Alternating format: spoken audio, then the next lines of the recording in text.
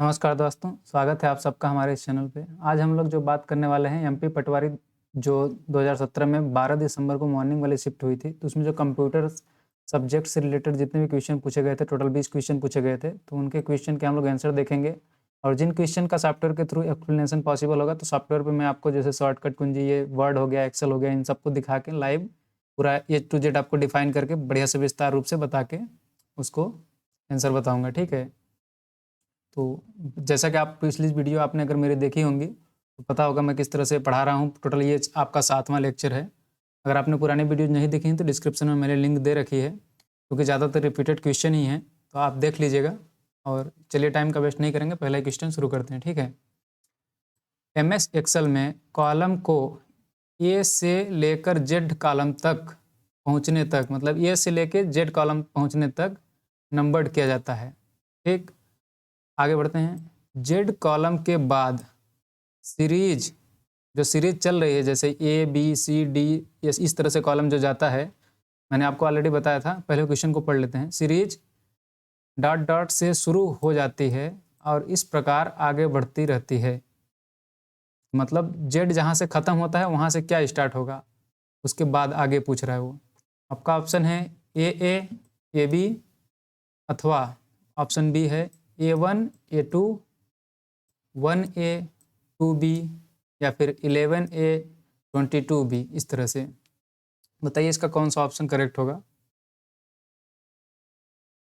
तो इसका correct option होगा ये option number first correct option है। ये किस प्रकार से हो रहा है मैं आपको पहले बता देता हूँ थोड़ा सा शॉर्ट में। हालांकि मैंने सब कुछ डिटेल में ऑलरेडी इन सब क्वेश्चन को आपको बता चुका हूँ प्रीवियस वीडियोज़ में। प्रीवियस वीडियो की लिंक डिस्क्रिप्शन में मैंने दे रखी है, ध्यान से देख लीजिएगा, अच्छे से आप जरूर कर पाएंगे क्वेश्चन का आंसर, ठीक है। जो इस तरह के ये आपकी लाइन बनी रहती हैं इनको बोलते हैं रो MS एक्सेल में, ठीक है। और इस तरह के जो वर्टिकल रहती हैं इनको बोलते हैं हॉरिजॉन्टल, मतलब क्षैतिज, और ये वर्टिकल मतलब ऊर्ध्वाधर, ठीक है। तो इनको बोलते हैं अपन कॉलम। इसको कॉलम याद करने के लिए कॉलम सीधा रहता है खड़ा, तो इससे याद रख सकते हैं। और ये हॉरिजॉन्टल, इनको आप रो समझते ही होंगे, पंक्तियाँ, पंक्ति बोलते हैं अपन हिंदी में। तो जो ये एक्सेल शीट है इसमें देखिए, मैं यहाँ पे दिखाता हूँ आपको। यहाँ पे ये जो लाइंस बनी हुई हैं, ये देख रहे हैं ऐसे, ये मैं किसी पे क्लिक कर देता हूँ, ये इस तरह से, इनको बोलते हैं रो। रो के लिए देखिए किस प्रकार से दर्शाया गया है, 1 2 3 4 5 6 7 इस तरह से, ठीक है। उसी प्रकार से ये A B C D इस तरह से जो जा रहा है ना, इसको बोलते हैं अपन कॉलम। ये देखिए सीधे कॉलम कॉलम की तरह खड़ा है।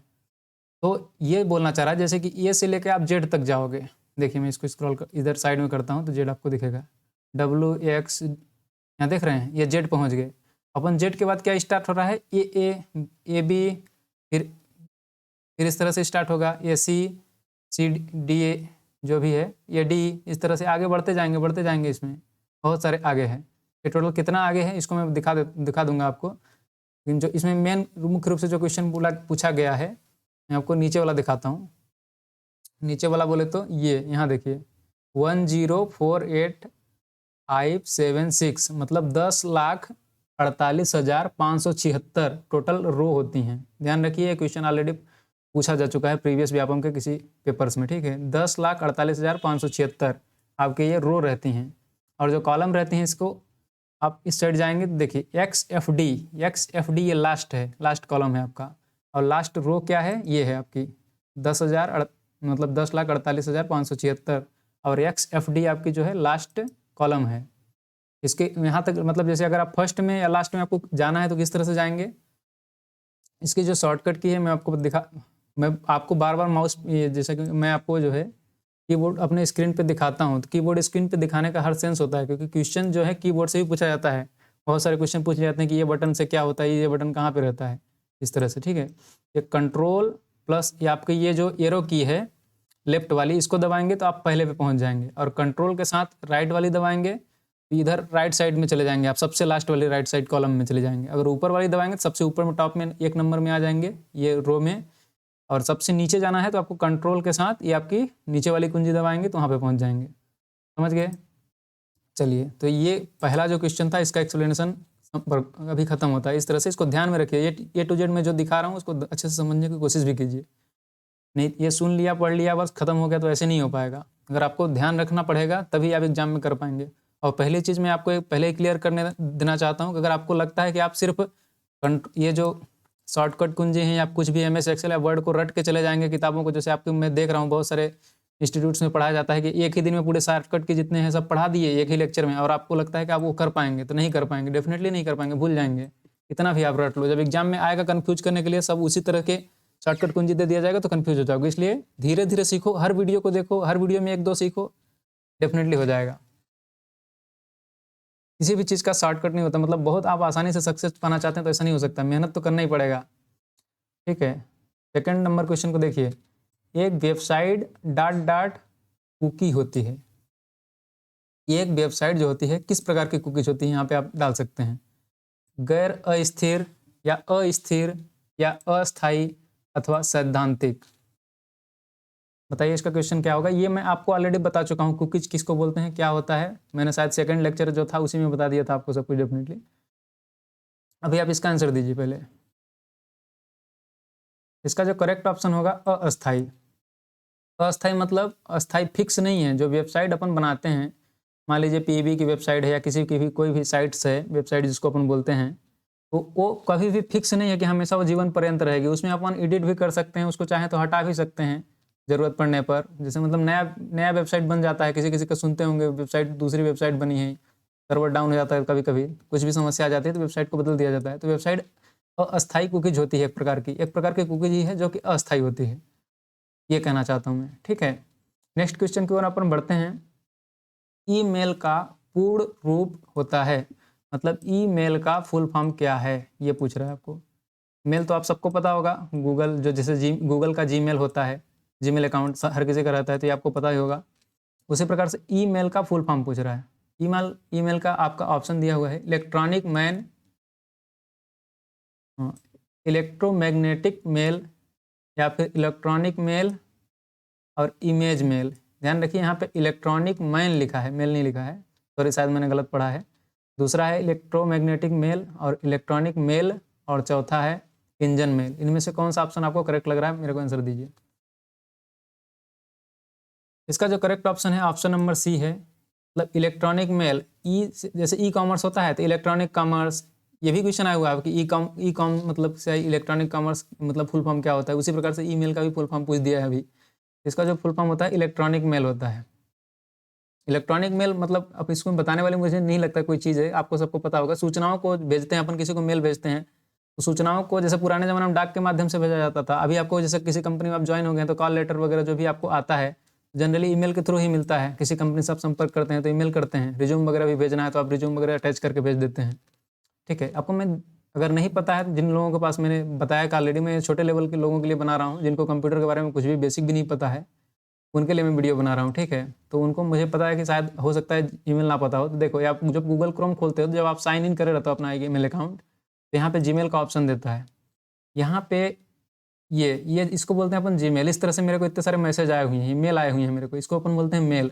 और जो अवांछित मेल मेरे पास आते हैं उनको बोला जाता है स्पैम, क्योंकि फालतू के बार बार किसी से कहीं से भी आ रहा है तो उसको स्पैम कैटेगरी में ईमेल आपका खुद गूगल जो है खुद डाल देता है, जो जीमेल है। तो इस तरह से अगर आपको किसी को मेल भेजना है, जैसे पुराने ज़माने में मान लो खत आया है आपका कुछ, तो यहाँ पे जिसके एड्रेस, इसको बोलते हैं एड्रेस बार, एड्रेस सेल है, इस तरह से समझ सकते हैं। तो यहाँ पे अपन उसका ईमेल आईडी डालेंगे, यहाँ पे सब्जेक्ट किससे संबंधित आपको डालना है, क्या चीज़ डालना है, यहाँ पे जो भी आपको डाटा लिखना है उसको लिखेंगे। यहाँ से हो जाएगा अटैच, जैसे कि आपको रिज्यूम अटैच करना है या फिर किसी का मान लो कुछ भी भेजना है, डॉक्यूमेंट भेजना है, तो यहाँ पे डॉक्यूमेंट अटैच करके यहाँ पे सेंड पे क्लिक करेंगे तो उसके पास पहुँच जाएगा। इसको बोलते हैं अपन मेलिंग। ठीक है, नेक्स्ट क्वेश्चन की ओर अपन बढ़ेंगे। क्वेश्चन नंबर शायद फोर्थ है आपका। डॉट का मुख्य उद्देश्य आपके कंप्यूटर में इंटरनेट के माध्यम से अनाधिकृत एक्सेस की रोकथाम करना होता है। ऑप्शन है popup blocker, firewall, spyware blocker या फिर स्पैम असैसिन। बताइए इनमें से कौन सा ऑप्शन करेक्ट होगा। इसका जो करेक्ट ऑप्शन है फायरवॉल। मैंने आपको इसको तो मैं शायद मेरे को लगता है अभी जो 6 वीडियो मैंने बनाया तो उसमें से 3 पेपर में ऑलरेडी ये क्वेश्चन रिपीट हो चुका है। फायरवॉल क्या होता है, फायरवॉल क्या होता है। ये फायरवॉल ये इस तरह की मैंने आपको एक्सप्लेन किया हुआ है कि एक तरह की ऐसी दीवार है जो कि आपके सिस्टम में जो है सर्वर से जो डाटा इंटरनेट के थ्रू आप जो एक्सेस कर रहे हैं उसकी रोकथाम करता है, कि मतलब जो भी गलत चीज़ें हैं, अनाधिकृत एक्सेस आपके सॉफ्टवेयर कंप्यूटर के अंतर्गत ना हो पाए इधर से, ठीक ना। उसकी रोक वाल को याद करने के लिए, इसको वाल को मतलब होता है दीवार, उसी तरह से दीवार मतलब रोकने का काम करती है, ये इससे याद रख सकते हैं आप। ठीक है, नेक्स्ट क्वेश्चन की ओर अपन बढ़ते हैं। निम्न में से क्या एक कंप्यूटर एप्लीकेशन है, मतलब इनमें से कौन सा एक कंप्यूटर का सॉफ्टवेयर है, क्या पूछना चाहता है। क्लासिफिकेशन है, कंप्यूटर का एक क्लासिफिकेशन है। क्लासिफिकेशन मतलब वर्गीकरण, इनमें से कौन सा कंप्यूटर का एक वर्गीकरण है, ये बताइए आप। इसका ऑप्शन है super computer, Windows, Mac operating system या फिर एंड्रॉइड। बताइए इसका ऑप्शन आपको क्या करेक्ट लग रहा है। इसमें से जो करेक्ट ऑप्शन होगा सुपर कंप्यूटर होगा, क्योंकि अगर आपने थोड़ा बहुत भी बेसिक भी कंप्यूटर पढ़ा रहा होगा तो आपको पता होगा कि सुपर कंप्यूटर जो होगा ये क्लासिफिकेशन वर्गीकरण का एक प्रकार है। सुपर कंप्यूटर जिसको हम बोलते हैं, जैसे कि नासा वगैरह या फिर बड़े यूनिवर्सिटीज़ में बहुत इस तरह की यूज किया जाता है, तो इसको सुपर कंप्यूटर बोलते हैं। अंतरिक्ष अनुसंधानों में रिसर्च वर्क के लिए इस्तेमाल किया जाता है। जबकि ये जो लिखा है ना, Windows, Mac operating system, Android, ये जैसे मोबाइल में जो रहता है, मोबाइल एंड्रॉइड सुनते होंगे, तो जिसमें उसमें जो सॉफ्टवेयर जो है जो आपके मोबाइल को चला रहा है पूरा, मतलब जो मेन सॉफ्टवेयर है उसको बोलते हैं Android operating system. Operating system बोला जाता है उसको, ठीक ना। उसी प्रकार से जनरली कंप्यूटर में जो हम लोग यूज करते हैं नॉर्मली, जैसे डेल वगैरह के, एचपी वगैरह के जो आते हैं, उसके अंतर्गत जो ये विंडोज का एप्लीकेशन माइक्रोसॉफ्ट आप जो सुनते होंगे, विंडोज 10 हो गया, 11 हो गया, 7 हो गया, इस तरह के, ये विंडोज भी एक ऑपरेटिंग सिस्टम है और मैक भी एक ऑपरेटिंग सिस्टम है। बट जो ये सुपर कंप्यूटर है ये क्लासिफिकेशन है कंप्यूटर का, मतलब कंप्यूटर का वर्गीकरण का एक भाग है सुपर कंप्यूटर। नेक्स्ट क्वेश्चन के ऊपर बढ़ते हैं। MS एक्सेल में सेव फाइल का एक्सटेंशन क्या होता है, बताइए क्या होता है। ऑप्शन है आपके लिए .xls, .xksce या फिर .xbs, .xos। ये क्वेश्चन भी ऑलरेडी मुझे लगता है पिछले वीडियो में बता चुका हूँ आपको। सारे क्वेश्चन रिपीटेड हैं और मैंने बहुत सारे मेरे जो फ्रेंड्स हैं ये बताते हैं कि क्वेश्चन रिपीट नहीं होते हैं व्यापम के अंतर्गत, लेकिन जब उन लोगों को खुद ही नहीं पता कि क्या आता है क्या नहीं आता है, क्योंकि प्रीवियस ईयर के वीडियो जब तक आप तक नहीं मतलब क्वेश्चन नहीं लगाओगे तो पता कैसे चलेगा क्या आ रहा है क्या नहीं आ रहा है। आप पढ़ते जा रहे हो पढ़ते जा रहे हो पढ़ते जा रहे हो, तो प्रीवियस ईयर का वीडियो मतलब जो भी मैं वीडियोज आपके लिए लेक्चर बताना दे रहा हूँ, पढ़ने में और सुनने में दोनों में डिफरेंस होता है। आप पढ़ोगे तो भूल जाते हो, लेकिन आप जब मूवीज देखते हो जिस तरह से सुन लेते हो तो आपको पूरा स्टोरी वाइज याद हो जाता है कि सर ने ऐसा पढ़ाया था, यहाँ पे ऐसा दिखाया था, तो इस तरह से आप इसको याद रख सकते हैं। ठीक है, अभी इसका करेक्ट ऑप्शन जो है XLX होगा, ये इस तरह से रहता है। यहाँ पे शायद मिसप्रिंट है, मुझे ऐसा लग रहा है, मैं दिखा देता हूँ आपको क्या कहना चाह रहा हूँ। यहाँ पे मैंने एक ऑलरेडी सेव करके रखी हुई है फाइल, दिखाया भी था मैंने पिछले वीडियोज में, एक्सेल की फाइल है। यहाँ पे अपन जब इसकी प्रॉपर्टीज चेक करते हैं, देखिए यहाँ पे माइक्रोसॉफ्ट एक्सेल वर्कशीट लिखा हुआ है, ध्यान रखिए इसको वर्कशीट बोलते हैं। एक्सेल की जो फाइल सेव होती है उसको वर्कशीट बोलते हैं। यहाँ पे लिखा है .xlsx, यही पूछा है एक्सटेंशन क्या है इसका।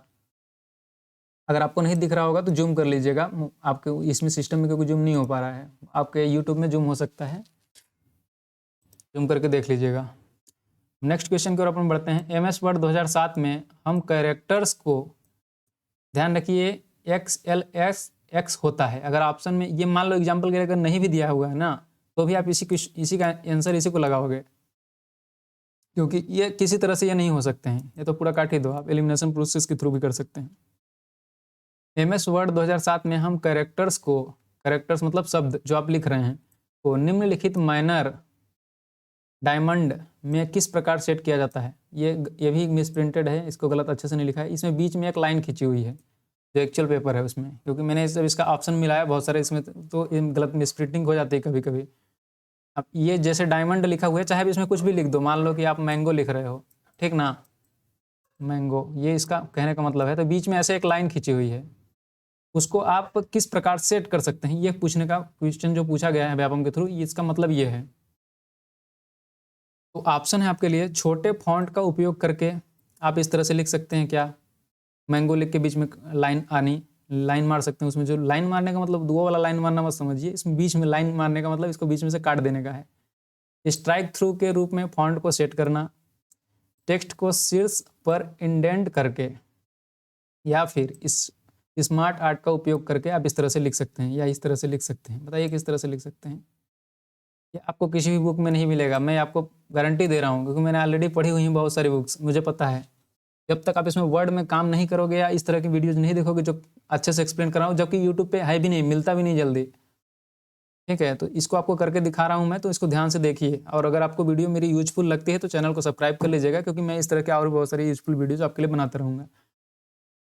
तो इसका जो करेक्ट ऑप्शन है, इसको बोलते हैं अपन स्ट्राइक थ्रू। ये जो बीच में अपन ने लाइन एक काटी है ना, लाइन मारी है, इसको बोलते हैं स्ट्राइक थ्रू। इस अगर ये एक बार काटा है तो इसको बोलेंगे सिंगल स्ट्राइक थ्रू। अगर दो बार ऐसे लाइन आ गया है तो इसको बोलते हैं डबल स्ट्राइक थ्रू। मैं क्या कहना चाह रहा हूँ आपको दिखाते हैं यहाँ पे।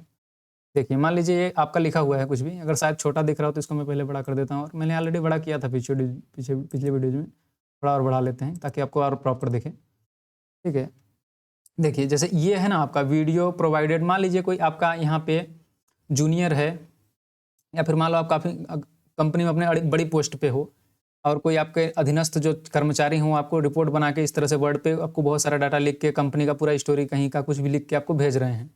बट आप जब उसको रिव्यू के लिए भेजा जा रहा है और अब उसको चेक कर रहे हैं, फिर आप पाए हैं कि मतलब ये जो लाइन लिखी गई है यहाँ से यहाँ तक, मान लो उसने कुछ बीच में ऐसा लिख दिया है कि जो आपको लगता है कि ये लाइन नहीं रहती तो ज़्यादा अच्छा लगता है, ये गलत लिख दिया है उसने, तो इसको आपको काटना है। ध्यान रखिए, कॉपी पेपर रहता तो आप उसमें लाल पेन लेके बीच में लाइन मार देते, काट देते उसको, सिर्फ एक लाइन ऐसे।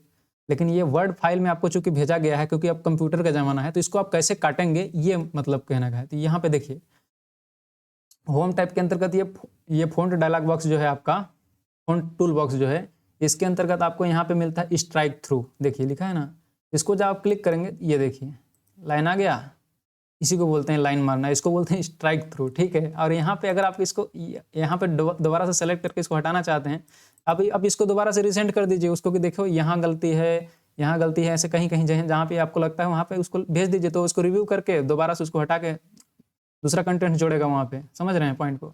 ये मतलब होता है स्ट्राइक थ्रू का। अपन इसको स्ट्राइक थ्रू को हटाते हैं और आपको मैं दिखाता हूँ। Next thing, font dialog box आपको ओपन करना है, इसको बोलते हैं टूल बॉक्स, फ़ॉन्ट का टूल बॉक्स। बट अगर फ़ॉन्ट का डायलॉग बॉक्स जो पॉपअप खुलता है उसको बोलते हैं अपन डायलॉग बॉक्स। देखिए मैं यहाँ पे क्लिक करूँगा, ये आ गया फ़ॉन्ट का डायलॉग बॉक्स, यहाँ लिखा है फ़ॉन्ट। इसके लिए जो शॉर्टकट कुंजी होती है कंट्रोल बी होती है, कंट्रोल के साथ बी दबाएंगे, कंट्रोल दबा के यहाँ देखिए लिखा है ना control B, sorry control B बोल रहा हूँ, कंट्रोल डी से एक फ़ॉन्ट का डायलॉग बॉक्स ओपन होता है, ध्यान रखिए। तो अगर मैं कंट्रोल बी अपने माउस यहाँ से दबा रहा हूँ सिस्टम में, देखिए फ़ॉन्ट का डायलॉग बॉक्स खुला है। यहाँ पे इफेक्ट्स में देखिए strike through, double strike through, super script, सब स्क्रिप्ट लिखा हुआ है ना। तो अगर आपको इसमें डबल स्ट्राइक थ्रू मारना है, डबल स्ट्राइक थ्रू करना है, तो यहाँ पे आप चले जाइए, फिर इस पर क्लिक करेंगे और यहाँ पे ओके करेंगे, ये देखिए डबल स्ट्राइक थ्रू आ गया। समझ रहे हैं? चाहिए अब अपन इसको हटा देते हैं, ये नन कर देंगे, कुछ भी यहाँ से हटा देंगे, ये हो गया, हट गया। नेक्स्ट क्वेश्चन की ओर अपन बढ़ते हैं, टाइम ज़्यादा वेस्ट नहीं करेंगे। प्राप्त मेल के किसी दूसरे व्यक्ति, मतलब जो आपको मेल किसी ने भेजा है उसको किसी दूसरे व्यक्ति को भेजने के लिए आपको उसी मेल को करना पड़ेगा, क्या करना पड़ेगा? रिप्लाई टू करेंगे, या रिप्लाई ऑल करेंगे, या फॉरवर्ड करेंगे, या फिर कॉपी करेंगे। देखिए आपको किसी ने मेल भेजा, जनरली आप व्हाट्सएप पे जैसा करते हैं उसी का बता दीजिए, आपको समझ में आ जाएगा। आपको किसी ने मेल भेजा, आप उस मेल को आपको किसी दूसरे को, अपने सहपाठी को दिखाना चाहते हैं, किसी फ्रेंड को दिखाना चाहते हैं, तो वहाँ पे आपका फ्रेंड यहाँ है नहीं, तो उसको आप फिर से दोबारा मेल कर रहे हैं, तो उसको किसके थ्रू आप मेल कर सकते हैं? रिप्लाई टू के थ्रू, या रिप्लाई ऑल के थ्रू, या कॉपी के थ्रू, या फिर फॉरवर्ड किया जाएगा? क्या किया जाएगा? इसका जो करेक्ट ऑप्शन है फॉरवर्ड किया जाएगा, क्योंकि आप अगर इस मेल ज़्यादा यूज भी नहीं भी करते होंगे तो आप तो व्हाट्सएप तो यूज करते ही होंगे। व्हाट्सएप में आपको यहाँ पे इस तरह से कुछ भी लिख के आता है, तो आप जासूसी करने के लिए इसको फॉरवर्ड यहाँ पे क्लिक करते हैं, इस पर क्लिक, और उसको दूसरे में सेंड कर देते हैं, दोस्त के जो आपकी उसकी आईडी रहती है उसमें जाके। उसी प्रकार से मेल में भी होता है। मैं दिखा देता हूँ आपको क्या बोलना चाह रहा हूँ मैं। देखना ज़्यादा जरूरी है, क्योंकि आप मेलिंग से भी रिलेटेड क्वेश्चन पूछ जाते हैं। जैसे मैंने अभी आपको कुछ समय पहले ही मेल खोला था, जस्ट सेकेंड वेट कर लीजिए। जैसे कि ये मान लीजिए मेरा ऐप मेल आया हुआ है मेरे को, ठीक है, और मुझे इसको आपको भेजना है एग्जाम्पल के लिए, और मुझे आपकी ईमेल आईडी पता है, तो मैं कहाँ जाऊँगा? यहाँ पे देखिए मोर का ऑप्शन आ रहा है, यहाँ पे फॉरवर्ड का ऑप्शन है। इस पूरा जो एज इट इज जैसे लिखा है उसको मैं फॉरवर्ड करूँगा। अगर मेरे को ये जो मेल मेरे को आया है, इसी मेल पे मैं अगर उनको कुछ बोलना चाहता हूँ, जो जिनने मेरे को भेजा है, तो उन्हीं को मैं रिप्लाई करूँगा। लेकिन जो आपको भेजना है, ये देखिए इधर जा रहा है दूसरे किसी को, तो मैं यहाँ पे आपकी ईमेल आईडी लिखूँगा जो भी है। उसके बाद मैं यहाँ पे कुछ भी अगर और अपना बात ऐड करना चाहता हूँ या अटैच करना चाहता हूँ, तो अटैच करके यहाँ पे सेंड का ऑप्शन है, सेंड कर देंगे आपको, तो यहाँ पे पहुँच जाएगा आपके पास। ठीक है, चलिए बात खत्म करते हैं। यहाँ पे नेक्स्ट क्वेश्चन की ओर अपन बढ़ते हैं। कहाँ गया? 1 मेगाबाइट कितने मतलब कितने बाइट के बराबर होता है, क्वेश्चन पूछा गया आपसे। ये भी क्वेश्चन ऑलरेडी आया हुआ है सेकंड शिफ्ट में भी, थर्ड शिफ्ट में, मतलब मैंने ये 7वीं वीडियो बन रही तो 2 वीडियो में ऑलरेडी मैं इस चीज़ को बता चुका हूँ 2 बार। बताइए इसमें से कौन सा क्वेश्चन आपका सही होगा। 2 के पावर 10 बाइट, 2 के पावर 20 बाइट, या 2 के पावर 30 बाइट, या फिर 2 के पावर 40 बाइट। बताइए इसमें से कौन सा ऑप्शन करेक्ट होना है। इतना तो आपको पता होना चाहिए अब तक, मेरे को ऐसा लगता है, अगर आपने मेरी सारी वीडियो देखी हैं तो। बताइए। देखिए, इसको बोलते हैं अपन केबी, किलोबाइट, मेगाबाइट, एमबी, इसको बोलते हैं जीबी, इसको बोलते हैं टेराबाइट, ठीक है, टीबी। अब इसमें जो पूछा है मेगाबाइट पूछा है, तो मेगाबाइट देख सकते हैं आप, 2 के पावर 20 मेगाबाइट को अपन बोलते हैं क्या, 1 मेगाबाइट मतलब 2 के पावर 20, सॉरी यार, 2 के पावर 20 बाइट बराबर 1 मेगाबाइट होता है, समझ गए पॉइंट को। और 2 के पावर 10 बाइट बराबर 1 किलोबाइट होता है, और 2 के पावर 30 बाइट बराबर 1 गीगाबाइट होता है, 2 के पावर 40 बाइट बराबर 1 टेराबाइट होता है। समझ पाए पॉइंट को, इसको ध्यान रखिए। जैसे ये एमबी में मैंने बता दिया आपको कि मेगाबाइट बोलते हैं, इसको मिलियन भी बोलते हैं। 2 के पावर जो 20 रहता है ना, इसको बोलते हैं मिलियन बाइट। मतलब इसको ऐसे भी पूछ सकता है, 1 MB बराबर कितने, मतलब कितने बाइट, तो इसको यहाँ पे ये ना लिख के सीधे सीधे लिख देगा आपको 1 मिलियन बाइट, मिलियन। तो इसको याद करने का तरीका भी मैंने आपको बताया था, यम का यम, मिलियन से मिलियन का यम, मेगाबाइट का यम और मिलियन का यम। उसी प्रकार से इसका भी उसी तरह से होगा, टेराबाइट, इसको बोलते हैं अपन ट्रिलियन, मिलियन, बिलियन, और इसको बोलते हैं अपन ट्रिलियन, ठीक है। तो ट्रिलियन से टेराबाइट का टी और इसका ट्री, इसको याद रखिए, शॉर्टकट में बता रहा हूँ, ध्यान से समझ लीजिए। एक बार समझ लेंगे ना, बार बार आपको परेशान होने की जरूरत नहीं पड़ेगा। और ये मेमोरी का जो यूनिट है, एक ऐसा चैप्टर है कि हर पेपर में आएगा ही आएगा, इसको बिल्कुल ध्यान ही रखना है। तो ये आपका हो गया केबी। इसको मतलब ये आप सोच रहे होंगे कि केबी बराबर तो हम पढ़े थे 1024, ऐसे ये 1024 बाइट बराबर होता है 1 किलोबाइट। तो 1024 जो बाइट है ना, इसको 2 के पावर 10 आप करेंगे ना, तो 1024 ही आएगा। वही है, सही है, मतलब आप गलत नहीं पढ़े हैं। लेकिन जो है उसको यूनिट कन्वर्जन में इस तरह से लिखा गया है ताकि आप कन्फ्यूज हो सकें। बट आप कन्फ्यूज नहीं होंगे क्योंकि आप स्मार्ट हैं, क्योंकि उसको मैं पढ़ा रहा हूँ आपको, ठीक है। नेक्स्ट क्वेश्चन मजाक था, आगे चलते हैं नेक्स्ट क्वेश्चन को। इसको आप देख लीजिए, अच्छे से समझ लीजिए, स्क्रीनशॉट ले लीजिए, अगर नहीं नोट कर रहे हैं तो भी बाद में इसको नोट जरूर कर लीजिएगा, क्योंकि ये बहुत बार पूछा जा चुका है क्वेश्चन। क्वेश्चन नंबर 90, यानी ये 10वां क्वेश्चन है अपने कंप्यूटर का। इस प्रकार MS एक्सेल में सेल के निर्धारित सेट में नंबरों की गणना की जाती है को जानने के लिए किस व्यंजन एक्सप्रेशन का इस्तेमाल किया जाता है। सिंपल सा क्वेश्चन है, बताइए इसका आंसर क्या होगा। फार्मूला, फील्ड, डाटा, या फिर क्वेरी। अगर क्वेश्चन की भाषा आप नहीं पकड़ पाए हो तो मैं दोबारा से रिपीट कर रहा हूँ। इस प्रकार MS एक्सेल में सेल के निर्धारित सेट में, सेल क्या होता है, सेल भी बहुत बार पूछा जा चुका हूँ, मैं आपको बता भी चुका हूँ बहुत बार। बता दूँ, सेल जो होते हैं अपन, ये एक्सेल सेट के अंतर्गत छोटे छोटे डब्बे बने हुए हैं, इनको बोलते हैं सेल। ये रो और नहीं, ये कॉलम और ये रो के मिलने से जो ये डब्बा बनता है, इसी को बोलते हैं सेल। ठीक, उस सेल के निर्धारित सेट में नंबरों की गणना की जाती है। इसमें आप, जिसमें ये सारे नंबर बहुत सारे इस तरह से मैंने लिखे हैं, इनको आपको गणना करना है, मतलब जोड़ना है, घटाना है, गुणा करना है, भाग करना है, जो भी करना है, इस तरह से कैलकुलेशन करनी है। वो जानने के लिए जिस एक्सप्रेशन या इसको एक्सप्रेशन ही समझिए, व्यंजक तो खुद ही समझ नहीं आ रहा होगा। जिस एक्सप्रेशन का इस्तेमाल किया जाता है उसको क्या बोला जाता है, डेफिनेटली फार्मूला ही बोला जाता है। देखिए यहाँ पे फार्मूला का टैब होता है एक्सेल में, जैसे home, insert, page layout, formulas. और यहाँ पे ऑलरेडी देखिए फार्मूला मैंने लगाया हुआ है, जस्ट सेकंड वेट करिए। ये देखिए बराबर सम C3 से लेके C10, इसको बोलते हैं, ये जो ये C3 से लेकर C10 लिखा है ना, इसको बोलते हैं रेंज। रेंज यहाँ इसको देखिए, ये ऐसे नोट करते हैं, इसको डिनोट ऐसे दिखाया जाता है कि C मतलब ये कॉलम नंबर C में 3 नंबर, तीसरा नंबर का आपका ये क्या है, रो, तो C3 बोलते हैं। यहाँ पे दिखाता है आपका, इसको बोलते हैं name box. Just second wait करिए, इसको बोलते हैं नेम बॉक्स। जैसे अपन इसमें रखेंगे ना, तो A1 लिखेगा नाम, देखो, और यहाँ पे रखे हैं तो ये G और ये 9, ये G9 हो गया आपका, इसको नेम बॉक्स बोलते हैं। और ये जो नेम एड्रेस बोलते हैं, नेम एड्रेस भी बोल सकते हैं, नेम नंबर भी बोल सकते हैं। और जो इसमें यूज किया जा रहा है उसको फार्मूला बोला जा रहा है। तो फार्मूला का ये टैब होता है, तो इनके थ्रू अपन जनरली उसमें कैलकुलेशन जो भी करना चाहते हैं आप कर सकते हैं। क्वेश्चन यही पूछा है कि किस एक्सप्रेशन का इस्तेमाल किया जाता है कैलकुलेशन के लिए, निर्धारित सेट से नंबरों की गणना के लिए। गणना का मतलब है, गणना मतलब जोड़ घटाना गुणा भाग जो भी है, कैलकुलेशन ही हुआ, तो उसके लिए अपन फार्मूलाज का यूज करते हैं। ठीक, नेक्स्ट क्वेश्चन की ओर हम बढ़ते हैं। MS वर्ड डॉक्यूमेंट 2007 में निम्न में से कौन सी शॉर्टकट की बोले तो शॉर्टकट कुंजी मतलब बटन डॉक्यूमेंट में से किसी भाग को कॉपी करने के लिए प्रयुक्त किया जाता है, मतलब कौन सी कुंजी का प्रयोग कॉपी करने के लिए किया जाता है, ये पूछना चाह रहा है आपसे। Ctrl+N, Ctrl+O, Ctrl+C, Ctrl+S, बताइए पहले आप। इसका जो करेक्ट ऑप्शन है Ctrl+C।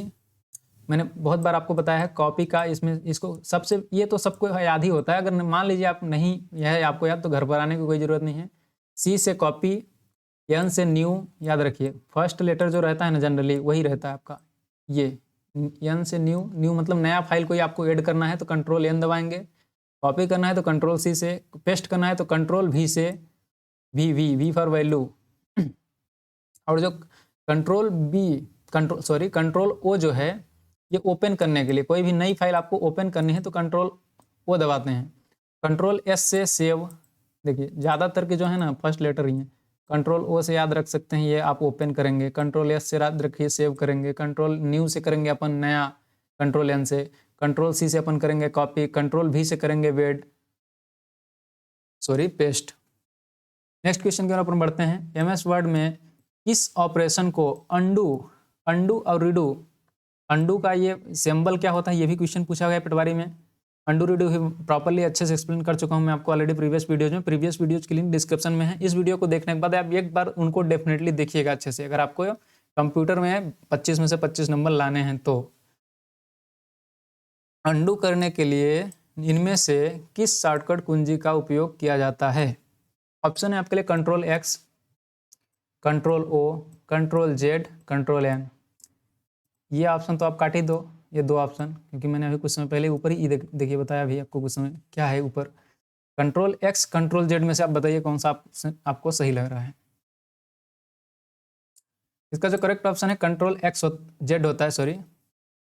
अंडू करने के लिए Ctrl+Z का इस्तेमाल किया जाता है और रीडू करने के लिए Ctrl+Y का इस्तेमाल किया जाता है। ये दिखाता हूँ अंडू क्या होता है, रीडू क्या होता है, क्योंकि ये मुंह में बोलने से नहीं होगा।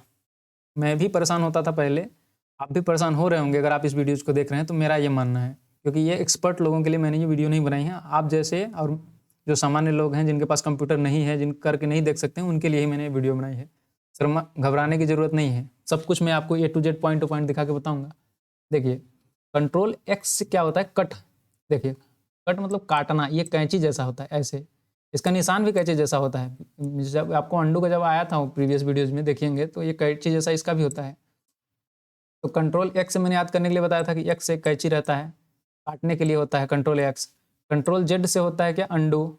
Ctrl+Y से रीडू। दिखाते हैं, देखिए यहाँ पे है ये इधर से घूम रहा है ना, इसी को बोलते हैं अपन Ctrl+Z मतलब अंडू। अंडू मतलब मान लो इसको अपन ऐसे रखा और बैक स्पेस नहीं पता होगा, बताते हैं। बैक स्पेस से मैंने इसको काट दिया, डिलीट हो गया, हट गया ये, अब तो मेरे पास है नहीं। अब मैं इसको फिर से वापस लाना, मैं कहाँ से लाऊंगा? यहाँ पे जाएंगे ना अपन, ये Ctrl+Z बटन से अपन Ctrl+Z दबाएंगे तो ये वापस आ जाएगा। और मान लो कि हमने गलती से Ctrl+Z कर दिया, हमको डिलीट ही सही था, तो अपन इसको अंडू करते हैं, सॉरी रीडू करते हैं। अब इसको रीडू के लिए Ctrl+Y, इसको अपन फिर से दबाएंगे ना तो ये फिर से चला जाएगा। मतलब जो वापस, ये दोनों उल्टा हैं। ये मान लीजिए आपने इसको गलती से डिलीट कर दिया तो Ctrl+Z करेंगे, अंडू हो जाएगा, मतलब गलती से डिलीट हो गया तो वो आ गया वापस। लेकिन फिर से तुमको पता चला गलती से वो आ गया, वो मेरे को तो डिलीट ही चाहिए था, तो आप कंट्रोल क्या करोगे, Ctrl+Redo मतलब रीडू ऑप्शन प्रयोग करेंगे Ctrl+Y से। ध्यान से सुनिए एक एक पॉइंट को, शायद मैं ज़्यादा स्पीड में बोल रहा हूँ। Ctrl+Y करेंगे तो ये फिर से हट जाएगा। ये है अंडू, ये है रीडू। ठीक, इनका ऑप्शन आपको समझ में आया होगा। और Ctrl+X क्या होता है कि ये आपको जो मूल फाइल रहेगी, जैसे यहाँ पे जितना लिखा हुआ है, तो मैं Ctrl+X दबाऊंगा ना, ये देखिए ये हट गया यहाँ से। अब मैं यहाँ पे लाना चाहता हूँ उसको, मतलब यहाँ पे मेरे को पेस्ट करना है, तो Ctrl+V से मैं इसको पेस्ट कर दूंगा यहाँ पे, तो यहाँ पे आ गया।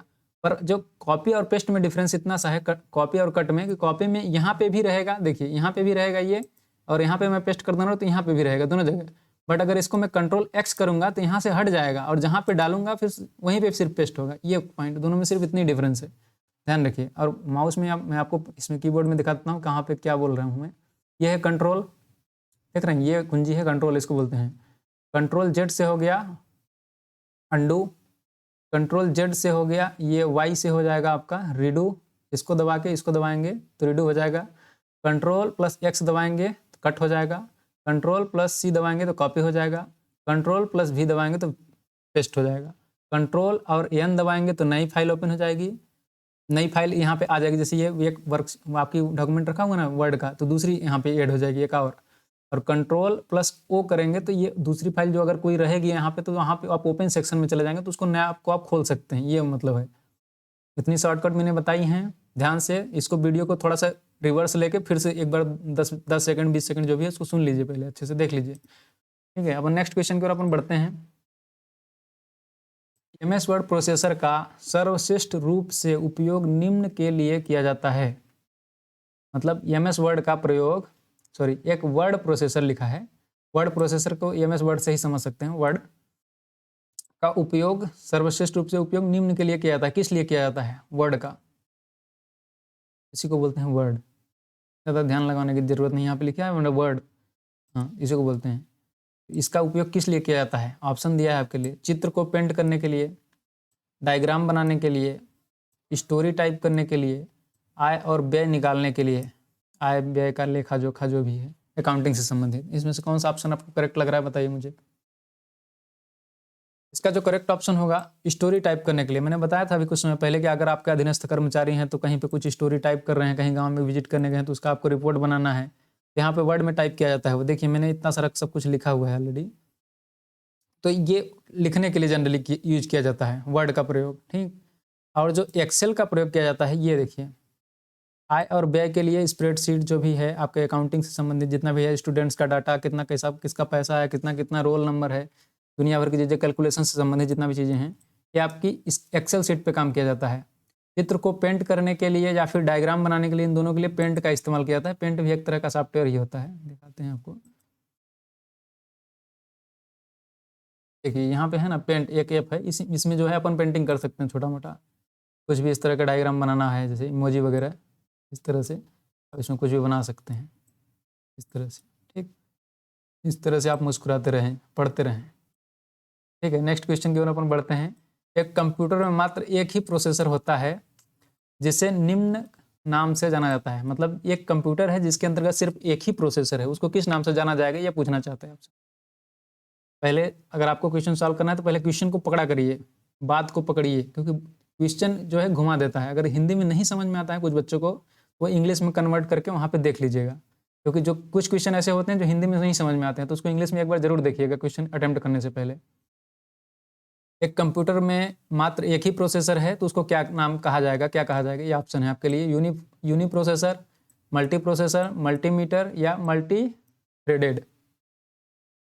बताइए कौन सा ऑप्शन आपको करेक्ट लग रहा है। Option number A is the right answer, because uni मतलब होता है, यूनी मतलब एक, यूनिसेलुलर आप सुनते होंगे, यूनिसेलुलर मतलब एक कोश की जीव। उसी प्रकार से ये यूनी प्रोसेसर, यूनी मतलब होता है एक, इसको याद रख लीजिए अगर आपको नहीं पता है तो। बाकी सब मल्टी मल्टी मल्टी है, मल्टी मतलब 3 से ज़्यादा, 2 से ज़्यादा, 2 से ज़्यादा हो जाते हैं, जनरली अपन मल्टी बोलते हैं उसको इंग्लिश में। यूनी मतलब एक, यूनी प्रोसेसर मतलब एक प्रोसेसर। नेक्स्ट क्वेश्चन, एक स्टैंडर्ड कीबोर्ड में कितनी कंट्रोल की उपलब्ध रहती है। की मतलब ये कुंजी, इसको की KEY बोलते हैं अपन अंग्रेजी में, ठीक है, इंग्लिश में। एक स्टैंडर्ड कीबोर्ड में कितनी कंट्रोल की कुंजी उपलब्ध होती है, समझ रहे हैं आप। अब मान लीजिए आपने बुक पढ़ा है, कितना भी पढ़ लिया, रट लिए हैं सब, चार्ल्स बेबेज दुनिया भर के कंप्यूटर के जनक कौन है, छोटी मोटी जितनी भी चीज़ें हैं बेसिक आपने याद कर ली हैं।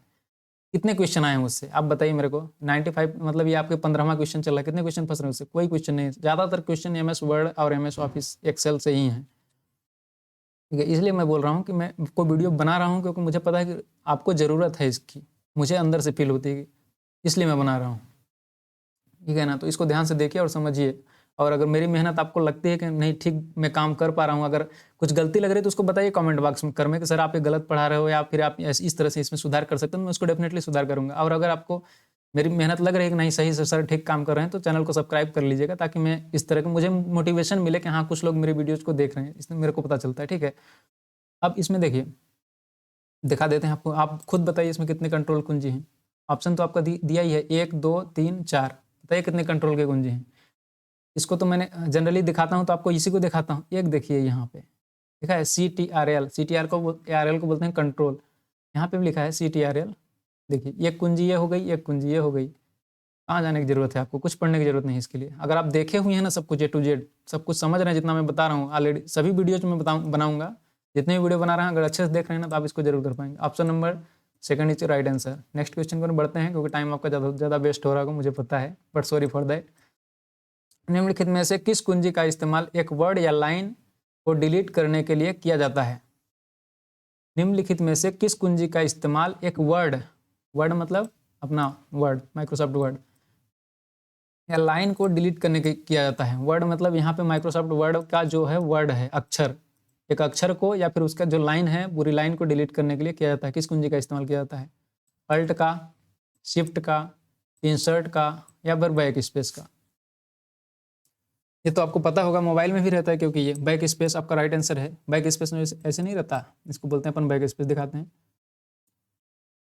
यहाँ पे, इसको बोलते हैं बैक स्पेस। इसमें अपन काटते हैं, जब कुछ भी चीज़ अगर स्ट्राइट हो जाती है तो अपन उसको काट देते हैं। देखिए जैसे मान लो कि मैं यहाँ पे मैंने ऑनलाइन लिखा है, यहाँ पे मेरा ये ब्लिंकर है, ब्लिंक कर रहा है जो, तो इसको अपन बैक स्पेस बटन दबाएंगे तो ये हट जाएगा, एक हट गया, फिर से हटाएंगे फिर हट जाएगा, इस तरह से ऐसे काटते हैं अपन। ये पूछना चाह रहा है वो। और अगर इसको पूरी लाइन को हटाना है तो ऐसे सेलेक्ट करके बैक स्पेस दबाएंगे तो पूरा हट जाएगा। बेसिक सा क्वेश्चन है, इतना तो बेसिक पता ही होगा मुझे लगता है आपको, क्योंकि आप भी स्मार्ट ही हो और क्या।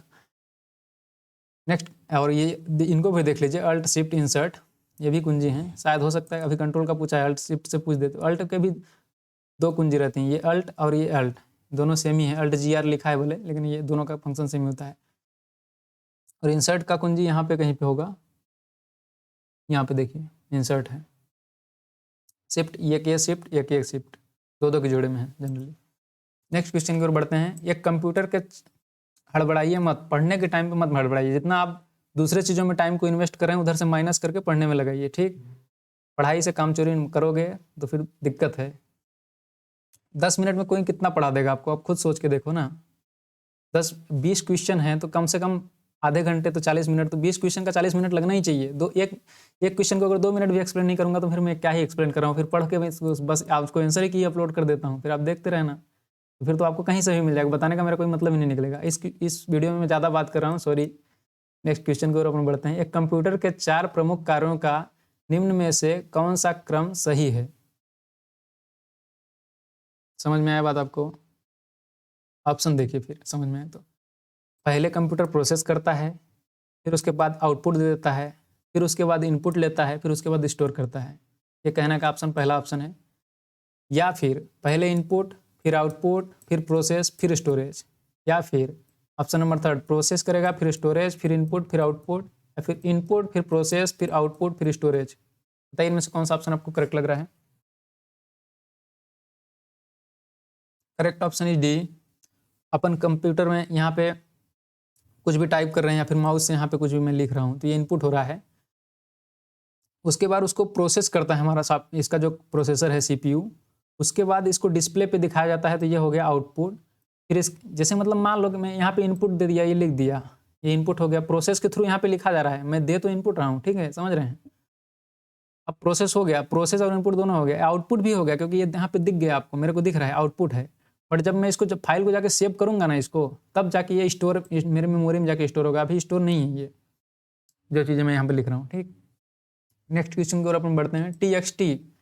TXT एक्सटेंशन मतलब जो आप कुछ भी लगाते हैं ना लास्ट में, जैसे डॉक्यूमेंट का एक्सेल का EXLS लिखा हुआ था आपका, उसी प्रकार से डॉक्यूमेंट का भी अलग अलग रहता है। तो ये टेक्स्ट फाइल आपकी है, तो उसके लिए क्या एक्सटेंशन रहेगा, ये आपसे पूछा जा रहा है। ऑप्शन है,